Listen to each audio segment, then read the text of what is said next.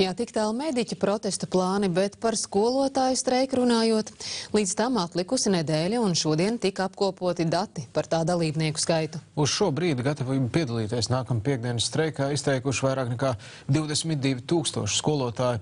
Protestētāju skaits visticamāk būs vēl lielāks.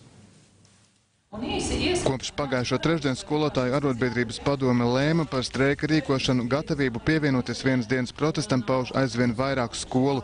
Šobrīd izveidots saraksts ar 850 mācību iestādēm, kurās strādā vairāk nekā 22 000 pārmaiņas augstoši pedagogi un tehniskie darbinieki.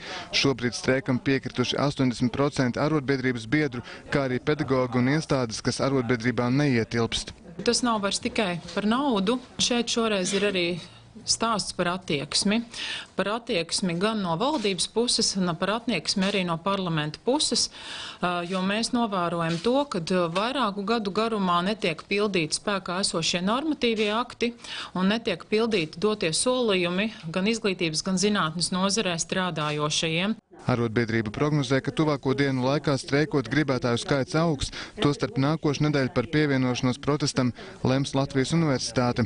Streikos arī liels skaits pirmsskolas izglītības iestāžu.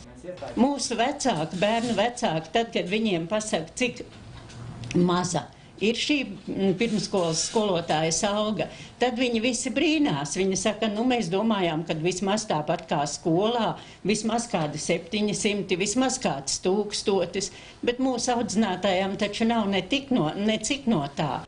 Arotbiedrība uzsver, ka par streikošanas motīviem runāts arī ar vecāku pārstāvjiem, kas situāciju izprot. Nākamā piekdiena vecāki aicināti savas atvases uz mācību iestādēm nevest. Neizslēdzot iespēju, kad būs vecāki, kas izglītojumos atvedīs, mēs arī esam lēmuši, ka šī pieskatīšanas funkcija būs, ja? Bet uz to nevajadzētu tiešām apelēt. Jāpabilst, ka skolotāju vienas dienas streiks nekādus publiskus mītiņus neparedz. Pedagogi streikos savā darba vietā, algu par šo dienu viņi nesaņems.